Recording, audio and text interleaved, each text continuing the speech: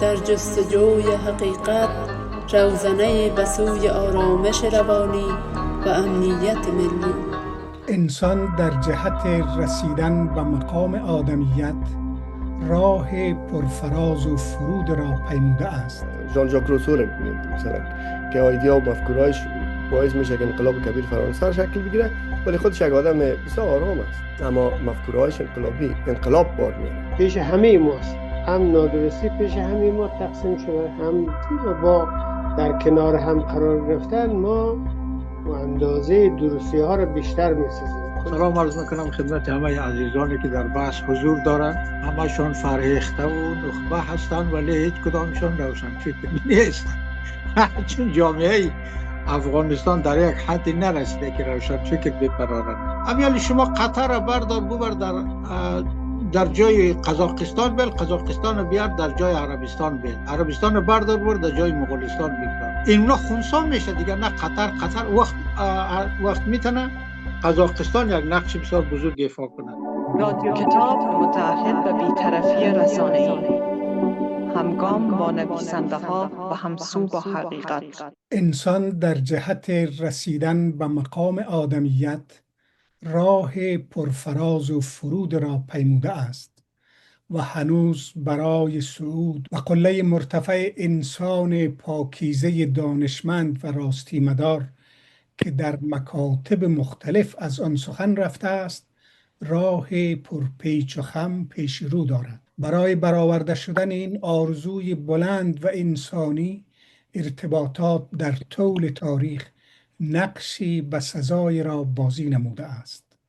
رادیو کتاب با مدد گرفته از تجارب مجربین و دانش دانشمندان در همین جهت کوشش می کند. ما از تاریخ روشنفکر آغاز کردیم و به اینجا رسیدیم که روشنفکر امروز چگونه میتواند اصل عدالت خواهی را در حال حفظ نماید که گرفتار قوم پرستی، ایدئولوژی پرستی و از این محدوده هایی که ما را از مسیر اصلی باز می‌دارد خود را حفظ بتواند. در این مورد دکتر صاحب موسوی توضیحات بسیار خوب و مفیدی دادند، اما امروز ما اجازه می‌خوایم که گپ‌ها را با دیپلمات ورزیده وطن ما سید مسیح عاطف شروع کنیم که هم حقوقدان است و هم در 4 جلسه گذشته گپ نزده بود. عاطف صاحب در خدمت شماست.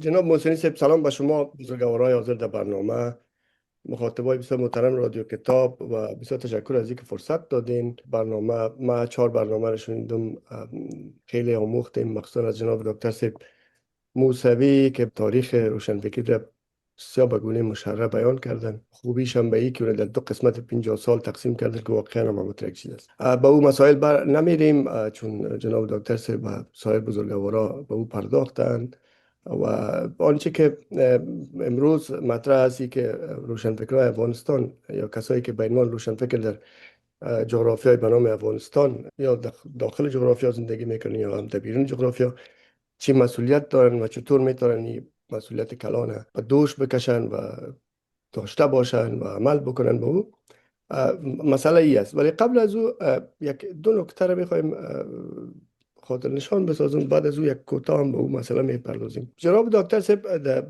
در جریان صحبتایشان به مسئله که پرداختن واقعا همه چیز خیلی مشرح بود، ولی ما یک نکته برای ما جالب بود و اویی که گفتن در 50 سال بعدی جریان‌های روشنفکری در افغانستان انقلابی شدن و واقعا هم همونطور است. اما ما فکر میکنم که خود روشنفکری یک جریان‌های انقلابی هستند، اگر به گونه بالفعل نیستن ولی به گونه بالقوه معمولا جریان‌های انقلابی هستند. مثلا ما نمونه‌هایش داریم، شما برین به طرف ببینین، به ژان ژاک روسو رو ببینین مثلا که ایده و مفکورهایش باعث میشه که انقلاب کبیر فرانسه شکل بگیره، ولی خودش یک آدم بسیار آرام است، اما مفکورهایش انقلابی انقلاب بار میاره. بنابراین به گونه بالفعل نه، به گونه بالقوه معمولا روشنفکری ایده روشنفکری انقلابی است، چون عدالت خواهی خودش بر مبنای تحول و تغییر و انقلاب استوار است و خود روشنفکری هم که همه میفهمیم زایده قدرت است و قدرت هم خصیصش استبداد است و امی استبداد و به اصطلاح مارکسیستیش که قاعده از داد، هر پدیده ضد خودش در خودش میپرورانه.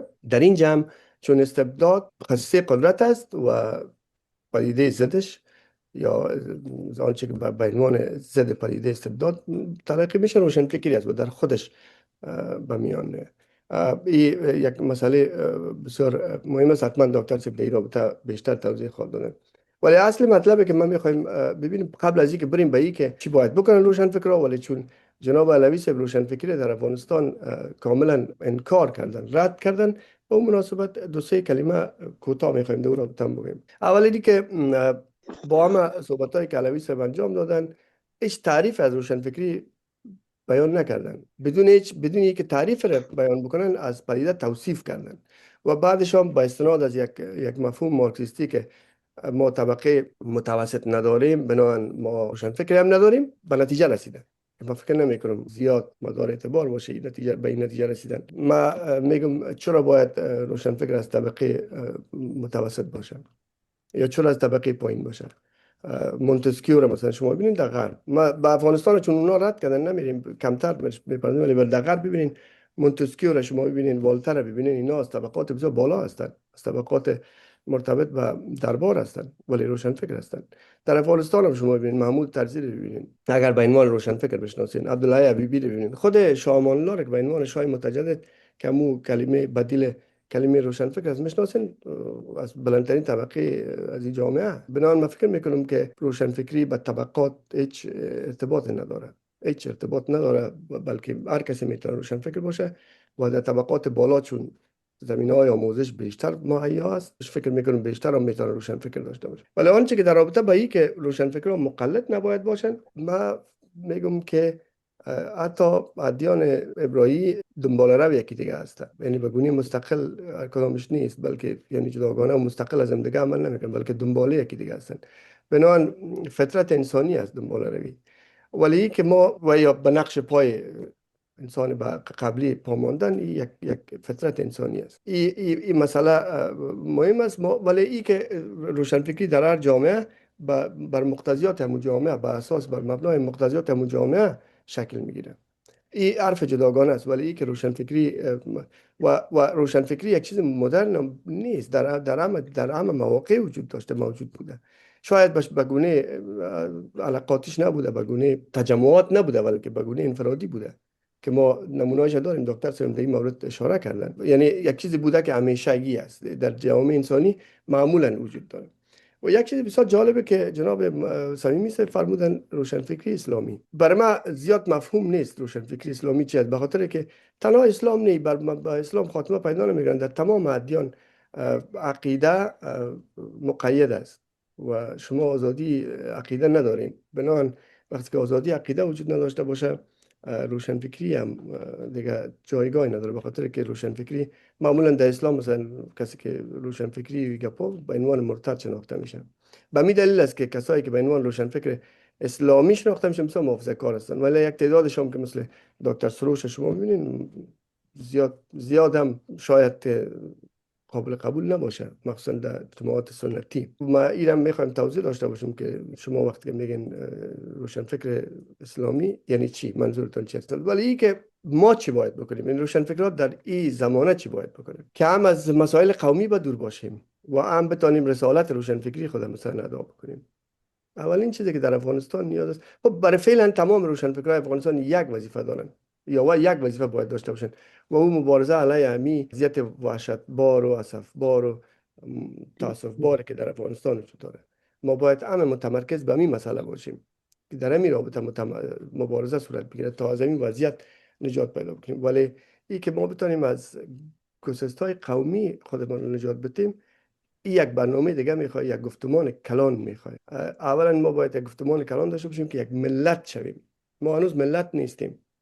وقتی که ملت نیستیم، بنابراین معمولا به قومگرایی به اقوام ارتباط داریم و میریم به سمت قومگرایی. یک طرف اگه قومگرایی نکنه، طرف دیگه شما قومگرایی میکنه، شما رو مجبور میسازن که شما قومگرا باشید. مسئله بسیار عاد است در افغانستان. ولی این که ما یک بحث جداگانه است، من حتما از محسن صاحب خواهش کردم که در این رابطه یک برنامه بگیره ولی ای که ما چطور میتونیم یک ملت شیم و چطور به گفتمان به نتیجه برسه، اوی است که ما به برابری فکر کنیم، نه به برادری. سالهای سال است که شنیده میشه اقوام با هم برادر. برادری نیاز نیست که داشته باشیم در افغانستان. هیچ اقوام با هم برادر نیاز نیست. اقوام با هم برابر نیاز داریم ما. برادری، مسئولیت‌های برادری مسئولیت‌های اخلاقی است. ولی مسئولیت وقتی که شما میرین به برابری، مسئولیت حقوقی میشه، ضمانت اجرایی پیدا میکنه. دو تا برادر در مقابل یکی دیگهشان فقط مسئولیت اخلاقی دارن که یکی دیگهشان همکاری بکنن و یک دومی که برادر کلان و برادر کوچک وجود میاد یا مهتری و کهتری به میان میاد. ولی برابری حرف جداگانه است. بنابراین من فکر میکنم که بهترین گپی است که ما در افغانستان اولین مسئله را که سرش باید به گفتمان بپرداز، از برادری گذشته به برابری توجه بکنیم و شاید اقوام با هم برابر. وقتی که اقوام با هم برابر شدیم، بعدش این مسئله رو میتونیم حل بکنیم. بعدش میتونه روشنفکرای ما رسالت خود بدون از اینکه به طرف قومگرایی برن ادا بکنن. ولی بر فعلا به عنوان تکرار حسن میگم، وظیفه روشنفکرا در مجموع این خواهد بود که در رابطه با وضعیت فعلی افغانستان فکر بکنن و راه حل بیرون رفت از این وضعیت جستجو بکنن و در این رابطه مبارزه بکنن. بسیار تشکر. وقت دوستان نمیگیرم، مطمئنا بزرگواران صحبت‌های خود داشتن. تشکر عاطف صاحب بزرگوار. با سخن شما هم متوجه دکتر صاحب موسوی بودم، متوجه علوی صاحب بود. دکتر صاحب در خدمت شما هستیم دیگه. حالا علوی صاحب روزه سکوت گرفته. بسیار خوب. چند نکته هست. اولا که من بسیار خوش شدم جناب عاطف عزیز، بسیار خوش شدم که شما از جاده خاکی که ما با آقای علوی زده بودیم، از جاده اصلی رفته بودیم بیرون، دوباره آمدین سر اصل موضوع. در حوزه یعنی کسانی که ما خود دور از روی آزرا به قول کابلی و گلا بروی شما، ما خود نه ادعا داریم نه کسی هستیم، خاک پای هم هستیم، ولی به هر حال شجره طیبه روشنفکری بسیار درجه که افغانستان داریم که ما با او افتخار میکنیم، با او نفس میکشیم. در گذشته خارج از این مسائل قطعی‌های جدیدی که درست کردن، قوم، زبان، مذهب، هزار مسئله، اما او روشنفکر سلسله جلیلی روشنفکر افغانستان رو سر جای خودش است. ما یک گرد رای اونا است و بعضی گپا رو، بعضی مسائل برخوردهای احساساتی و برخوردهای خارج از موضوع به نظر من اصلا کل بحث مثل که در سالهای 1340 ما 14 ساله 15 ساله بودیم و در میتینگ های سیاسی زیاد بود. بعضی هم میرفتن به عنوان اخلالگر میتینگ ها رو اخلال میکرد. حالا خودآگاه یا ناخودآگاه او زمان آگاهانه میرفتن، مثلا شعله پرچمیاره اخوانیاره شعله اینطور یک رسوایی بودن. خود جماعتی که مثلا روشنفکر بودن این کار میکرد.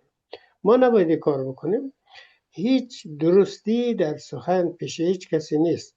اینطوری نیست که کسی ادعا کنه که من نسخه دارمی، پیش همه ماست. هم نادرستی پیش همه ما تقسیم شده، هم درستی، و با در کنار هم قرار گرفتن ما و اندازه درستی ها را بیشتر میسازیم. کل بحث اجتماعی همی است برای. حالا من چند نکته را خدمت شما اشاره میکنم جناب.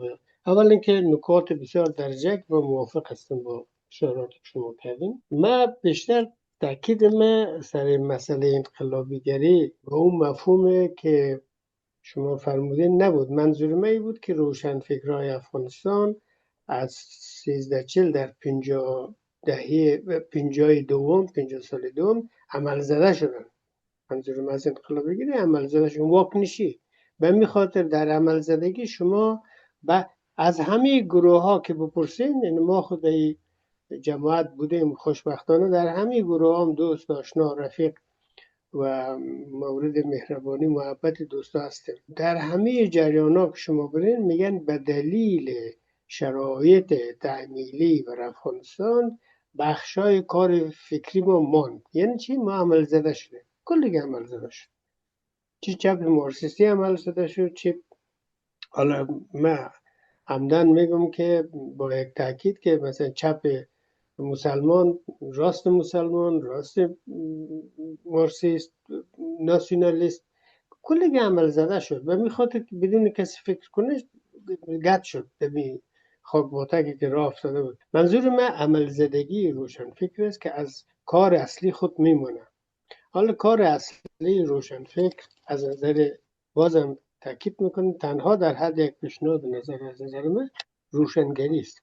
این روشنگری تنها با وعظ یا با نصیحت و فلان نمیشه. شاید در بخش‌های از جامعه این مؤثر باشه این زبان، اما روشنگری گاهی این است که یک فیزیکدان روشنفکر سه کار میکنه خاموش، اما او باعث تغییر جامعه میشه. چرا؟ هدف غایی روشنفکر تغییر جامعه است، یا انگلیسیش است که change for the better، یعنی تغییر به بهتر شدن است. تکنولوژی میتونه همه چیز، میتونه جامعه را، زندگی را آسان بسازه، موانع را از بین ببره، نیروهای بازدارنده را کم کنه، چه در ساحه علوم اجتماعی، چه در ساحه علوم طبیعی، چه در بخش تکنولوژی. در همه اینا روشنگری شده. روشن اندیشی کسانی هستند که به جای جنگ سنتی پدری میگن که روشنایی مندازه که ما فکر کنیم، اندیشیدن، یعنی خردورزی. بنابراین به این خاطر مثلا بحث عام میسازه خارج از این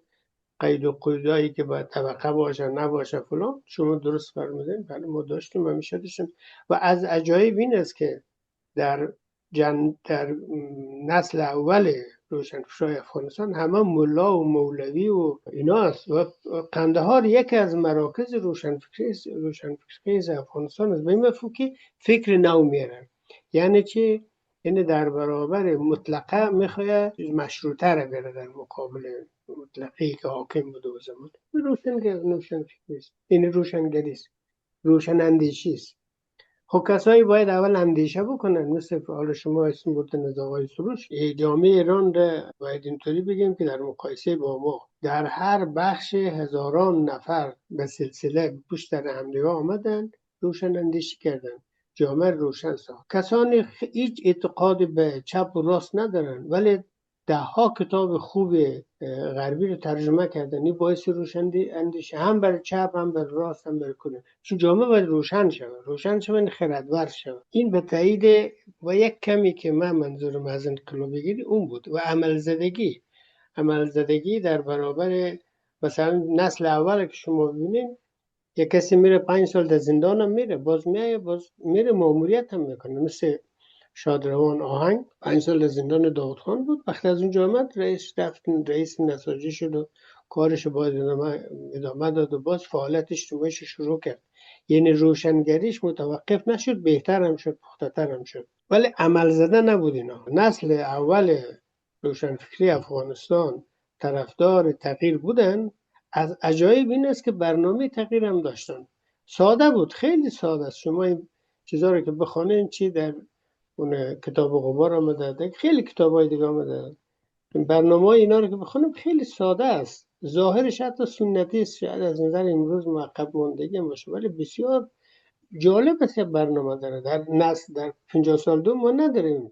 دکتر صاحب اگه حضور ذهن دارین یک کم اشاره کنین دمی برنامه نجات از این. حالا کلا نسل اول ما محور تمام افراد یا همین جریان هایی که ما داریم، حالا به صورت مشروطه، چون برخلاف دوستایی که میگه ما مشروطه نداشتیم و فلان، اونا یک نظر از حق دارن. من معتقد هستم که ما جریان ستون و فقرات جامعه ما اگه امیدی باشه، جنبش مشروطه است. در همین 50 سالی که بوده، حالا به هر اندازه بوده، انتقاد است، کم از زیاد است، ولی بوده. و روشنفکرهای درجه کم از همین مکتب خانه داخلی آمده بیرون. ممکنه یک سرش مولا فیض محمد کاتب و سرور واصف قندهاری و مولوی عبدالرؤوف بوده. 50 سال بعدش چپ بسیار درجه یک دیگه، چپ راست، چپ هر رقم دیگه، اینطوری چپ مذهبی نامه بیرون از درون اینا. اون ایشان گفتن که آقای علامه بلخی را با اون الفاظشون یاد کردن. علامه بلخی هم نتیجه منطقه است، روشنفکری منطقه، چون شدیداً ایشان متأثر بودن از قیام گورشاه در زمان رضاخان و دستانا و با منطقه سر و کار داشتن و با اون خود ذهن خیلی بازی هم داره. و هم یک آدمی است که به عنوان مولای شیعه وارد هرات میشه، یک ناسیونالیستی درجه یک میلیگرای درجه یک در چیز ساخته میشه ازش، هم امتی هم بود ولی اندیشه امتیش در درون قالب حکومت ملی در افغانستان در عمل. این یک آدم پشت سر هم دیگه خودش متحول میشه. اجازه بدین یک نکته هم بگم که یکی از فرقای انسان روشنفکر با انسان روشناندیش با غیر روشناندیش نیست که این تغییر در خودش هم جریان داره. اینطوری نیست که برای بیرون نسخه بپیچه، برای خودش هم در درون خودش هم تغییر پشت سر هم دیگه میه. ای بسا از خود انتقاد میکنه، ای بسا از گذشته های خوده، چون این مهمترین معلم ما اشتباهات ما در گذشته است، از او یاد میگیره.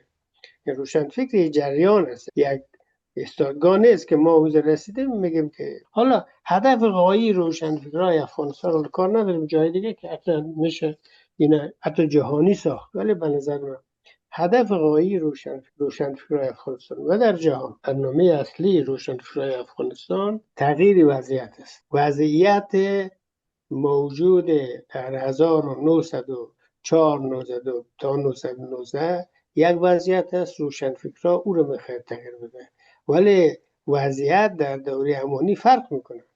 همون روشنفکرایی که اون وضعیت تغییر دادن، همون روشنفکران که در مشروطه دوم، حالا به روایت همونا در برابر امان الله خان که مدعی مشروطه گرایی است ایستاد میشه. عبدالرحمن لودین بهش رسما در پغمان میگه که تو اگر واقعا طرفدار مشروطه هستی بان که کسی دیگه چی صدر اعظم مثلا، و برنامه‌شون قبول نداره روشن. و گزارشایی که ما از اون زمان داریم، امانیست ها با مشروطه خواهی اول رابطه خوب نداشت، با القویه خوب نداشت. جوانان افغان که رهبریش آقای طرزی داشت با حلقه حبیبیه خوب نبود. یعنی اونا بومی بودن، بومی تر بودن، از درون بحثای دیگه داشتن. اینا یعنی یک رقابت اینطور، اما با هم نمی جنگیدن. و میخواد در دوره امانی کمی اونا میرن کنار. ولی در کل هدف تغییر وضعیت است، اما وضعیت یک چیز ایستا نیست، وضعیت در حال تغییر است. ما در دهه امانی یک وضعیت داریم، در دهه عبدالله خان یک وضعیت داریم، در دوره خاندان آل یحیی یک رقم مبارزه داریم، در دوره همین پشت سر هم دیگه این وضعیت در حال تغییر است. روشنفکر هم باید مطابق با این وضعیت موقفش، تلاشش، شناش باید چیز متفاوت باشه و کلا تغییر وضعیت است. حالا من به خاطر ساده سازی قضیه میگم ما چی رو میخوایم تغییر بدیم. دقیقاً من چندین تا مصاحبه در کابل شریف هم داشتم و 4 سال است که در تهرانم اینجا این طرف و طرف میرم این گپار میزنیم. ما همه ما یعنی افغانستان، ایران، ترکیه، خیلی کشورها از یک جا شروع کردیم. عجیب است ما زودتر از ترکیه تا شروع کردیم. ترکیه در 1924 تغییرات موجود، تغییر حرکات شبیه در ایران بوده. ما از ایران کپی کردیم، چیزای ایرانی هم از یاد گرفتن. این نبوده که یک طرفه بوده. حالا ما چی میخواستیم؟ همه ما شروع کردیم با ناسیونالیسم قومی، چون نیشن استیت یا دولت ملت ها با ناسیونالیستی شروع شده، فرانسه هم با همین شروع شد. اما دیگرها از این آمدن بیرون، ترکیه آمد بیرون، فرانسه آمد بیرون، ایران آمد بیرون. ما متاسفانه ما نتونستیم بریم بیرون.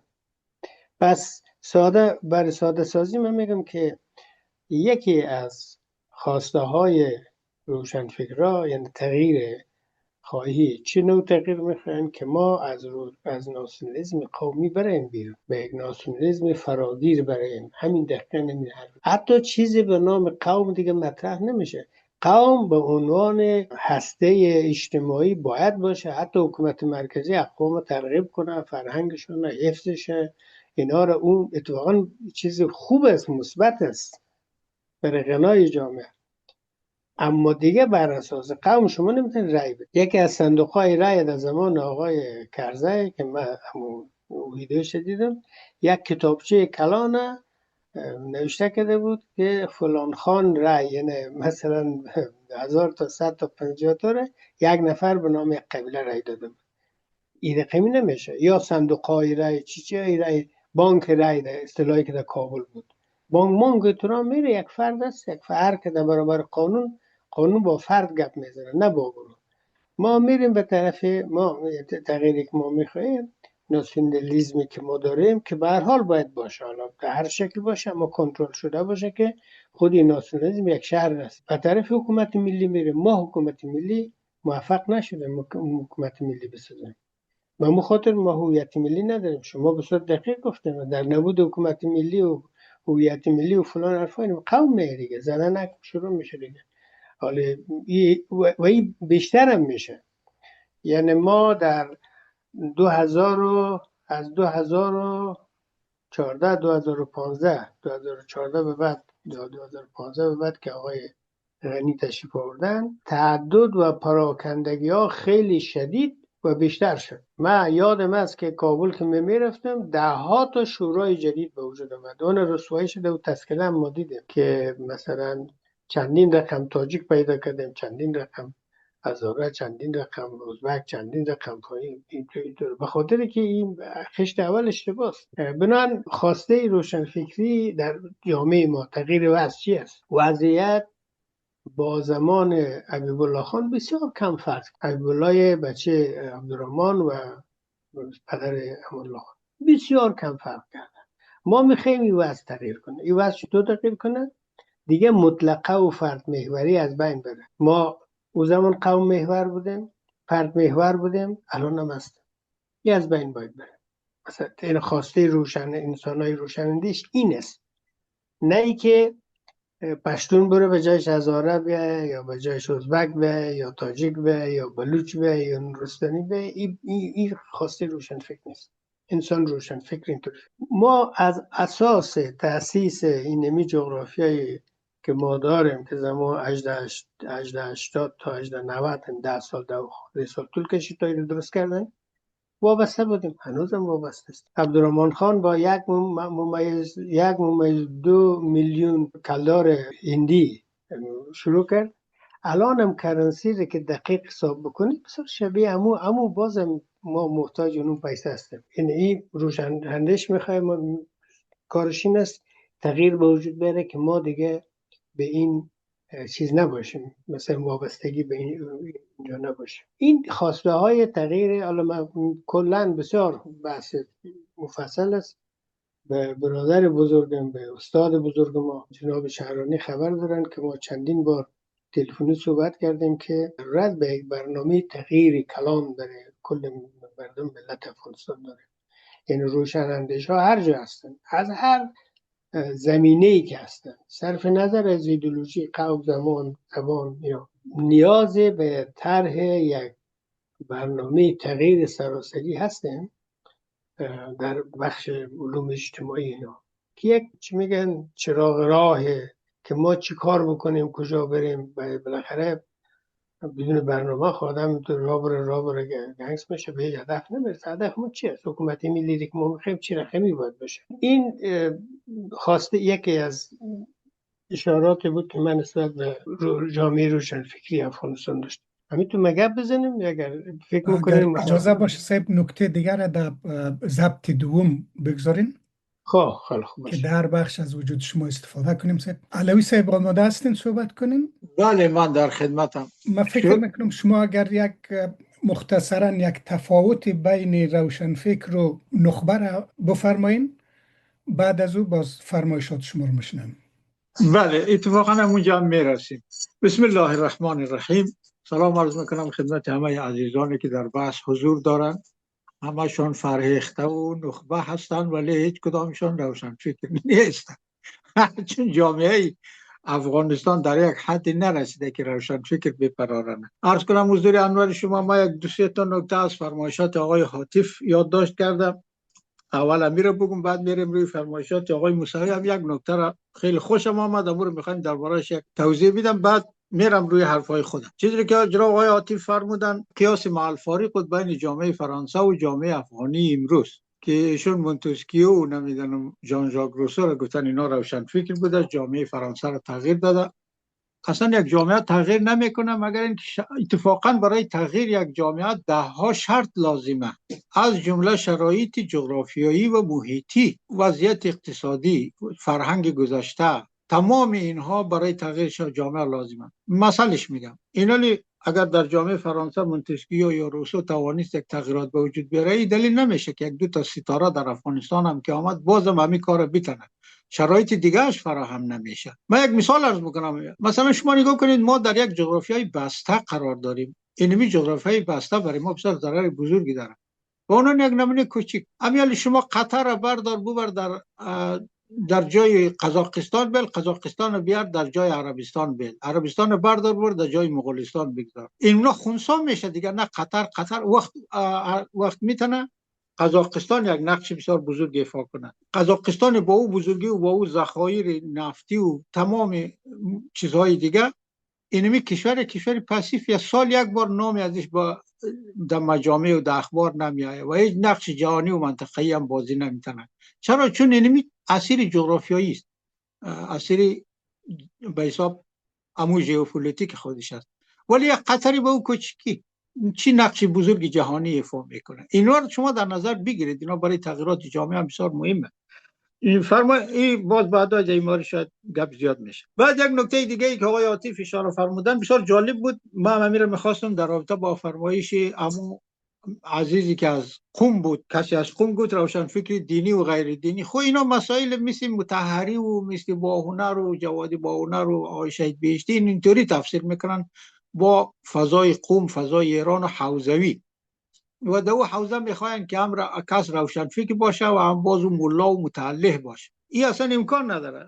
البته با این قید، خود روشنفکری اونمو روشنفکری خودش اونمو یک دین، یک مذهب است. اصلا روشنفکر نمیتونه در هیچ قالب ایدئولوژی بگنجه، در قالب یک عقیده بگنجه و از یک سنت خاصی هم دفاع کنه. این باز روشنفکری نمیشه. روشنفکر است و دیگه هیچ چیز دیگه نیست. این گپ است. او دوست ما این گپ است که ما اصلا چیزی به نام روشنفکر دینی، روشنفکر غیر دینی، روشنفکر کفری، روشنفکر گبری و یهودی و گوپرستی نداریم. کل روشنفکرها در یک چارت واحد قرار میگیره که او اصلا انسان است. اتفاقا مبنای همین اصل انسان هم برمیگرده به همون دوره های اوایل تدوین اناجیل. یک نکته بسیار جالب در انجیل مطرح هست که میگه آیا دین برای انسان یا انسان برای دین؟ همین در انجیل ها آمده.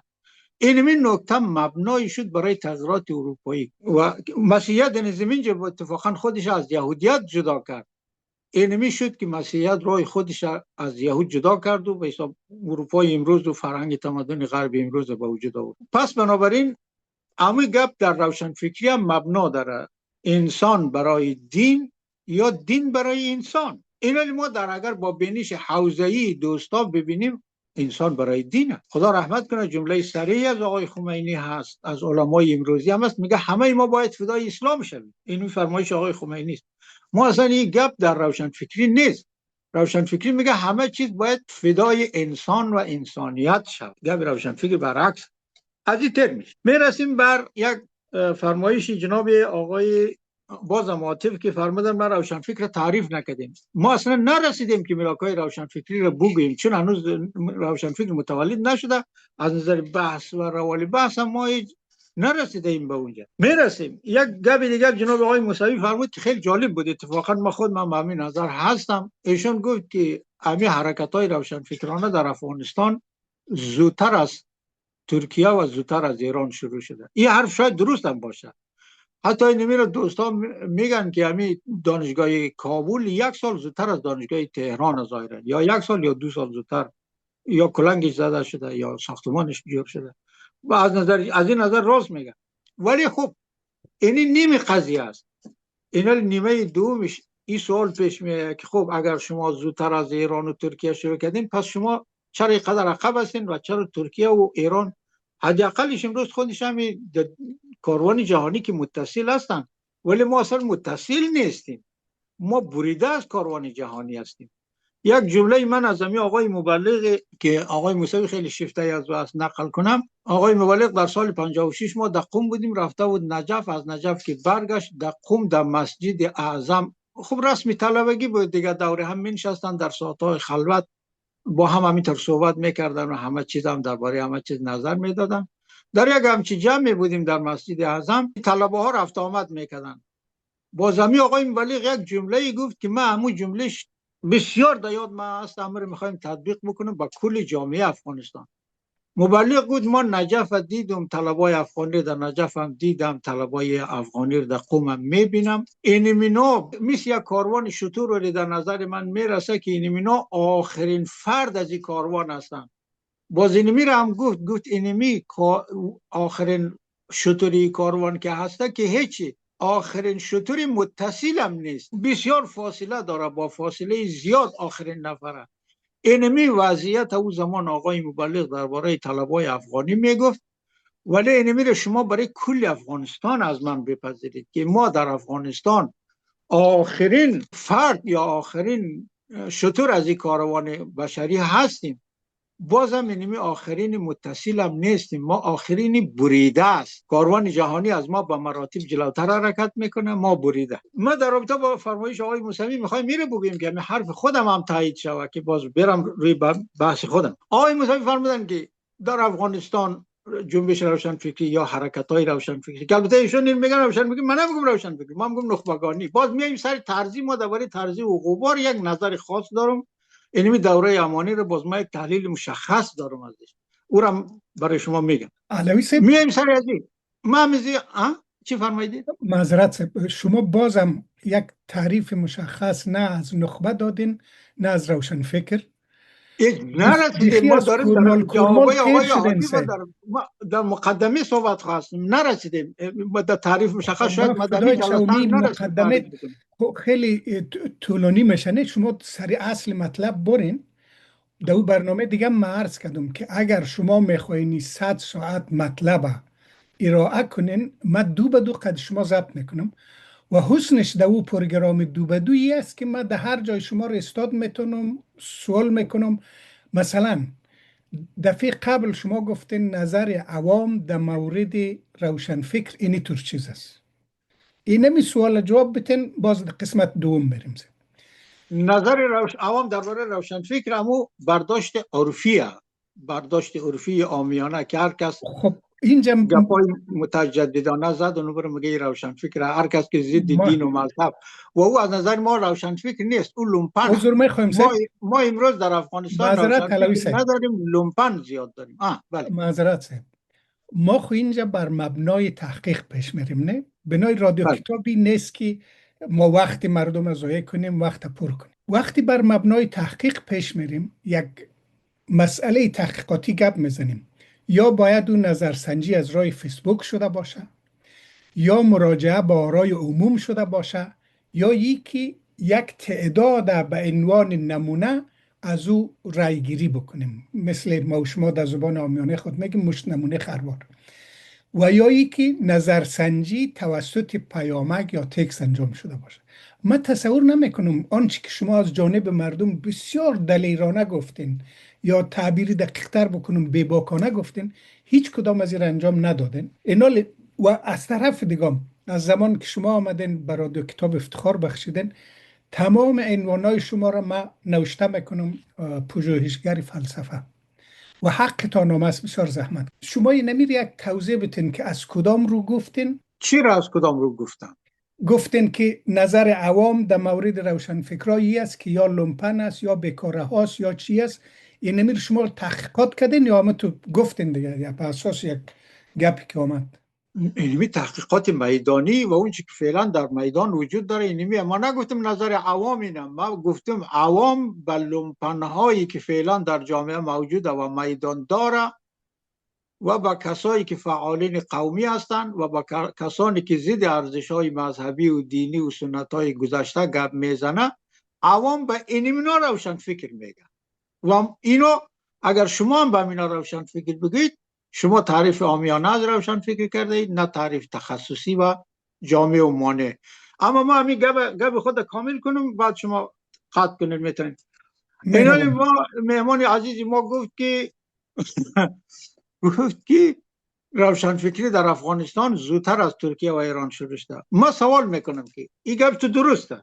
اما اینی رو هم جواب بگو که چرا اینمی روشنفکر پس ناموفقه. ایران و افغانستان حداقل موفق شدن که خودشان متصل با کاروان جهانی پیش ببرن، ولی ما اصلا از کاروان تمدن جهانی بریده هستیم. اینجا چی دلیل داره؟ این جواب بسیار بزرگ است و او جوابی که بنده دارم مختصرا میخوام بگم این است که به دو دلیل کاروان تمدن جهانی ما بریدیم از کاروان تمدن جهانی، ولی ایران و ترکیه که از ما هم عقب‌تر بودن جلوتر زدن.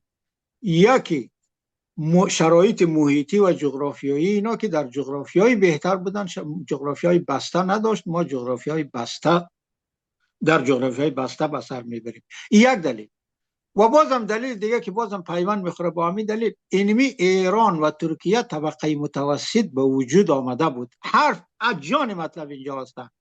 در ایران و ترکیه طبقه متوسط به وجود آمده بود، توانستن از روشنفکر در اونجا روشنفکر پا بگیره و روشنفکران هم نقش موثری ایفا کنند.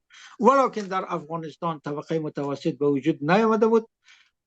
کسایی که اداهای روشنفکری در آوردن یا واقعا روشنفکر هم بودن مثل ترزی. منتها درباره ترزی ما بسیار گپ دارم، درباره دوره امانی بسیار گپ دارم، میرم میگذاریم برای یک وقت دیگه. اینمی چون طبقه متوسط به وجود نیامده بود، بنابراین اینمی ترزی که روشنفکر هم بود، چون از خارج آمده بود، در خارج روشنفکر شده بود، نتوانست نقش خودش رو درست بازی کنه، جامعه رو متحول کنه. لذا دیدیم که جامعه پستر هم رفت تا اینکه جلوتر دوچار یک واکنش شد. این رو داشته باشیم اینجا. ما میخوایم با اونا یک نمونه بگم طبقه متوسط در چقدر نقشش مهمه. آقایان بزرگوار، این ما یک مثال میزنم. ما خودم در ایران بودیم که انقلاب جمهوری اسلامی در ایران شد، واقع شد ما ایران بودیم. اینمی انقلاب پیروز نمیشد اگر شرکت نفت و بازار تهران اعتصاب نمیکردن. شاه چپه نمیشد اگر اینمی بنیادهای اقتصادی، یعنی در ایران اون چی که اینمی رژیم شاه را چپه کرد و انقلاب اسلامی آقای خمینی را به وجود آورد، این طبقه متوسط بود. پس طبقه متوسط چقدر مهمه. ما در افغانستان طبقه متوسط نداریم. امیال شما در افغانستان چی داری؟ کراچیوان زیاد داری. ابی کل کراچیوانا، اینمی کل گاری کشا و منروی، انبار کشای منروی امینا اعتصاب کنن، چی اتفاق میفته؟ هیچی نمیشه. چون طبقه متوسط نداریم، بنابراین ما دو طبقه که داریم که باز بعدا در توضیح میدم. پس بنابراین وقتی طبقه متوسط در جامعه نیست، روشنفکر نمیتونه کار بکنه و او جامعه هم نمیتونه متحول. باز چی شد علوی صاحب؟ روشنفکر نمیتونه کار بکنه یا نمیتونه به وجود بیاید؟ اصلا به وجود نمیاد. وقتی به وجود بله. یعنی در ایران ما دیدیم و مقایسه که دوستا کردن، مثلا دکتر عبدالکریم سروش و کسای دیگر، اصلا جامعه ایران با جامعه افغانستان و با جامعه ترکیه قابل قیاس نیست، به خاطری که اونا اقتصاد داخلی دارن، اونا اقتصاد مبتنی بر تولید دارن، روابط تولیدشون تعریف شده هست، استاندارد معیاریه. ولی در افغانستان شما اقتصاد ملی نداری، روابط تولید تعریف شده نداری. تو در افغانستان تنها چیزی که داری کمپرادور داری و مصرف کننده ضعیف. اینا خیلی اگرچه آقای حاتم مرا گفت که ما بر اساس تعریف‌های مارکسیستی گپ میزنم، اتفاقا این میگه گپ درست، اگه این میگه با مارکس گفته درسته، اگه هگل هم گفته. هگل یک جمله داره درباره تاریخ، این میره ما بگم گم تمام. هگل میگه جریان تاریخ مثل جریان رود میمانه، همینطوری که یک رود هر چی که طولانی تر میشه جلوتر میرود پهناورتر میشه و هر چی که به دریا هم نزدیک میشه وصل میشه دیگه بسیار وسیع میشه. یعنی تاریخ هم جریانش اینطوری است. یعنی ما رودی، ما هنوز در ابتدا هستیم، ما هیچ نرسیده ایم به اون جایی که پهناور شویم. بنابراین ما طبقه متوسط نداریم. عرضم فعلا در اینجا تمام. اگر فرصت شد در نوبت بعدی میرسیم سری که چی فرق است بین نخبه و روشنفکر. بسیار تشکر علوی صاحب بزرگوار. 3 نفر اینجا دست بالا کرده. اول دکتر صاحب صمیمی، بعد استاد بزرگوار شهرانی صاحب، بعد عاطف بزرگوار.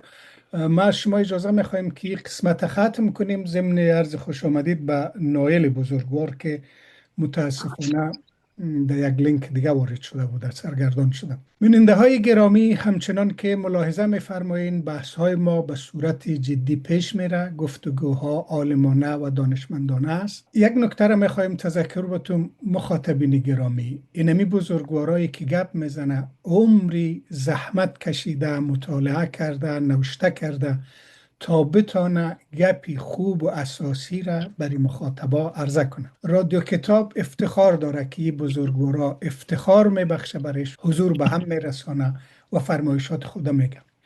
از شما هم توقع داریم همچنان که در کامنت های بسیار خواندیم، مخصوصا در مورد دکتر صاحب موسوی تشویقای بسیار گرفتیم. تشریف بیارین. و یک نفرم اعتراض کرده بود که چرا شما از این اسلام مزخرف دست بر نمیدارین. املای شما هم در مزخرف نوشتن اشتباه بود. ولی وطندار عزیز، صمیمانه میگم تشریف بیار، ما گپای شما را میشنویم. حکم کردن ای رقمی به عقیده می بسواد درست نیست. تشکر از توجه شما. اگر لایق دیدین رادیو کتاب با لایک، سابسکرایب، انتقاد و پیشنهاد افتخار ببخشین. تشکر. رادیو کتاب، نیاز نسل امروز و فردا.